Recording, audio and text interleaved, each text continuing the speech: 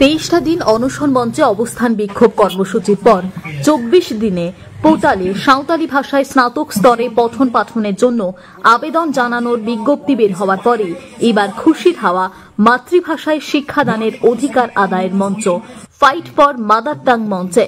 মূলত গত এক মাস ধরে মাতৃভাষায় শিক্ষাদানের অধিকার আদায়ের লক্ষ্যে আদিবাসী জনজাতি সম্প্রদায়ভুক্ত মানুষজন বেশ কয়েক দফায় বিক্ষোভ মিছিল করে রানীগঞ্জের সর্ববৃহৎ শিক্ষা প্রতিষ্ঠানের অন্যতম শিক্ষাঙ্গন ত্রিবেণী দেবী ভালোটিয়া কলেজের গেটের সামনে এক অনশন মঞ্চ করে তারা টানা ২৪ দিন বিক্ষোভ আন্দোলন করে নিজেদের দাবি দেওয়া জনসমক্ষে তুলে ধরেন। তারা দীর্ঘদিন ধরেই দাবি করতে থাকেন কলেজ কর্তৃপক্ষ তাদের অন্ধকারে রেখে ছাত্রদের ভবিষ্যৎ নিয়ে খেলা করছে। সে কারণেই সাঁওতালি ভাষায় শিক্ষা গ্রহণের ক্ষেত্রে যে সকল ব্যবস্থা গ্রহণ করা প্রয়োজন ছিল তা স্কুলের পরিচালন সমিতির সদস্যরা করেনি বলেই দাবি করে তারা তাদের আন্দোলন লাগাতার চালিয়ে যায়।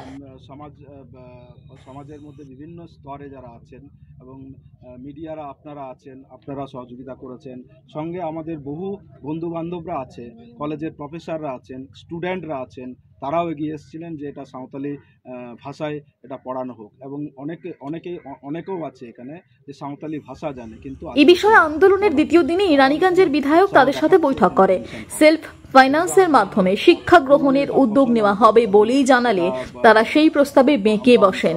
এরপর চলে দীর্ঘ আন্দোলন। রাজ্যের শিক্ষামন্ত্রী তথা রাজ্যের শিক্ষা দপ্তরের আধিকারিকেরা আদিবাসী জনজাতি সম্প্রদায়ের এই আন্দোলনকে লক্ষ্য করে শেষমেশ এই কলেজে শিক্ষা গ্রহণের জন্য ৪০টি আসন সংরক্ষণ করা হচ্ছে বলেই একটি পোর্টালের মাধ্যমে বিষয়টি তুলে ধরেন, যেখানে ৮ই আগস্ট থেকে সাঁওতালি ভাষায় শিক্ষা গ্রহণের জন্য আবেদন জানানোর নির্দেশিকা দেওয়া হয়।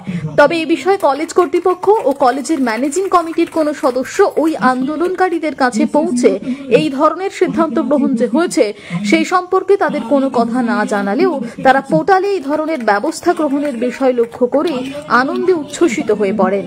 এই বিষয় লক্ষ্য করে সোমবার বিকেলে ওই বিক্ষোভ মঞ্চের মধ্যে অনশন করা সকল মহিলা সদস্যদের আদিবাসী সংগঠনের প্রবীণ সদস্যরা শীতল মিষ্টি পানীয় পান করিয়ে তাদের এই বিক্ষোভ আন্দোলন সমাপ্ত করতে বলেন।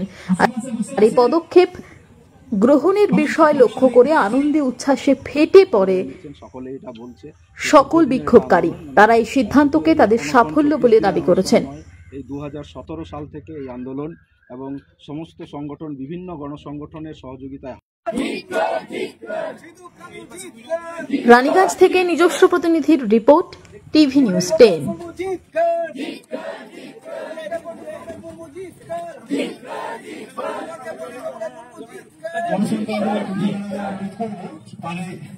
আমাদের সামাজিক বন্ধুরা সবাই প্রশ্নকারীদের হাতে জুসের গ্লাস তুলে দিয়ে তাদের অনশন ভঙ্গ করছি। kami horasar ko sagun ko